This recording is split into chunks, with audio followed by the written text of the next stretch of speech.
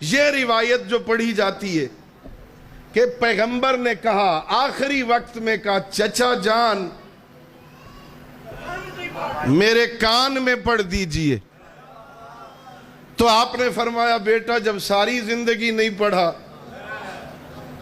تو اب کیوں پڑھے؟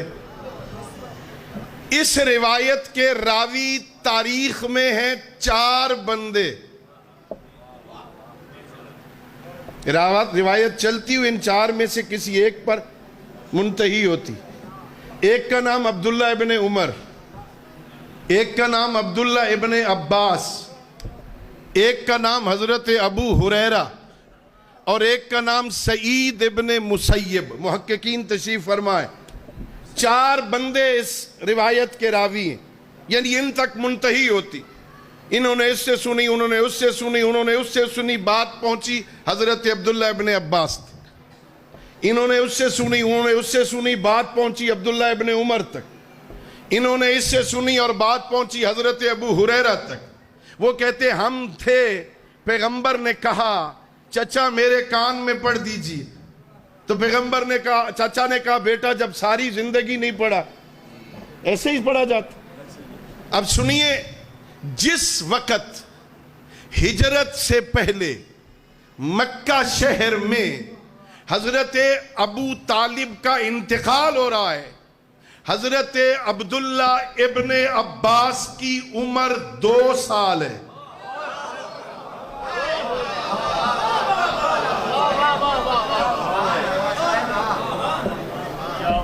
عمر 2 سال کے بچے ہیں.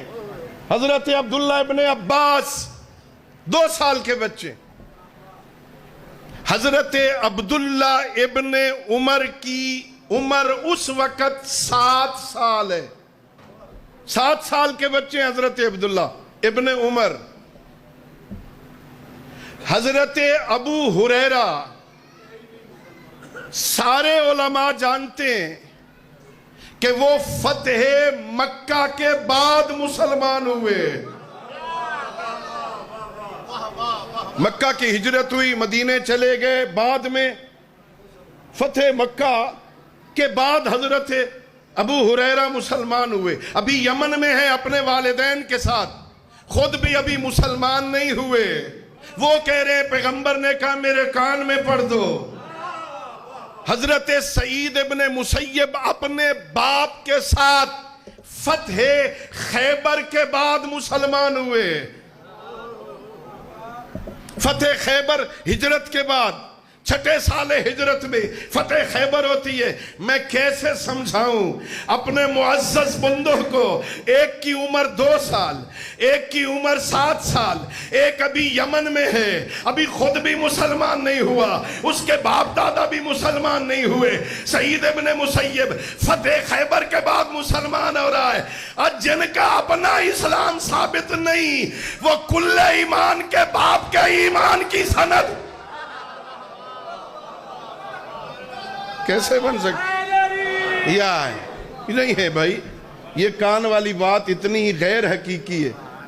یہ ابو طالب وہ ہیں جن کے گھر میں اسلام کی تبلیغ کا پہلا جلسہ ہوا. میں کبھی کبھی نا مجلس میں شاجی کہتا ہوں، مجلس میں یہ بڑا کوئی لبرل قسم کا باپ بھی ہو نا تو بیٹے کو اختیار دے دے گا، چل کوئی بات نہیں تو جس مرضی یہ پارٹی میں چلا جا. ہوا نا، اب بچے کھلاڑی ہیں بڑے سارے، کوئی متوالا ہے، کوئی جیالہ ہے، کوئی کسی پارٹی میں، بچے بلہ اٹھا کے کھیل رہے ہیں، بیٹا ادھر ہے باپ ادھر ہے. بیٹا جائے گا جلسوں میں جا، لیکن اگر وہی بیٹا باپ کے گھر میں اس کی پارٹی کے خلاف مخالف پارٹی کا جلسہ کرنا چاہے تو باپ کہے گا نہیں بیٹا، اتنی اجازت نہیں ہو سکتی کہ میرے مخالف کا جلسہ میرے گھر میں کر، یہ اجازت نہیں ہے. آج کا دنیا کا لبرل بیٹے کو اجازت نہیں دیتا کہ میرے گھر میں تو میری مخالف پارٹی کا جلسہ کر. حضرت ابو طالب کے گھر میں جلسہ ہے. جلسے کے بانی کنوینئر علی ابن ابی طالب ہیں. کسی مورخ نے نہیں لکھا کہ حضرت ابو طالب نے علی کو روکا ہو میرے گھر میں جلسہ نہیں ہو سکتا. پتہ چلتا ہے جو مذہب محمد اور علی کا ہے وہی مذہب ابو طالب کا ہے. اعلان کیا تھا قم یا سیدی و مولائی. لوگ باتیں بنا رہے تھے. میرے آقا نے کہا تھا خبردار اسکت یا آور. 2 دن جس نے شرارت کی تھی نا تیسرے دن اس نے پھر اٹھنے کی کوشش کی تھی. میرے آقا نے کہا تھا اسکت یا آور بیٹھ جا ٹیڑھی آنکھوں والے.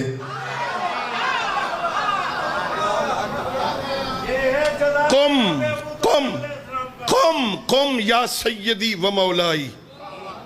یہ نہیں کہا اٹھو میرے بیٹے, یہ نہیں کہا اٹھو میرے بھتیجے, یہ نہیں کہا اٹھو آمنہ کے لال, یہ نہیں کہا اٹھو عبداللہ کے بیٹے. کہا قم یا سیدی و مولائی, او میرے سید و سردار میرے آقا اٹھئے. قل ما شئتا وبلغ رسالات ربک, جو کہنا چاہتے ہو کہو, جو رب کا پیغام پہنچانا چاہتے ہو کہو, پہنچاؤ. ابو طالب تیرے پیچھے کھڑا ہے. لا یقومن احد منکم, خبردار تم میں سے کوئی بندہ کھڑا نہ ہو. لا یقومن احد منکم, کوئی کھڑا نہ ہو. حتی یقول محمد, جب تک محمد اپنی بات نہ کر لے. جو پہلی مجلس میں, جو پہلی محفل میں, جو پہلی تبلیغ رسالت کے جلسے میں محمد عربی کو قم سیدی و مولائی, سید و سردار کہہ کے اللہ کی رسالت کے پہنچانے کا اعلان کرنے کا کہے, اسے ابو طالب کہتے. خدا صحت و سلامتی دے. مفتی حنیف صاحب کو کسی ٹی وی چینل میں ان سے جب پوچھا گیا تو یہ بات انہوں نے کہہ دی تھی اور حق کہا تھا انہوں نے کہ مفتی صاحب حضرت ابو طالب کا قصور کیا ہے, دنیا پتنی کیا کہتی. اس مفتی صاحب کے بقول ابو طالب کا قصور بس یہ ہے کہ وہ علی کا باپ ہے.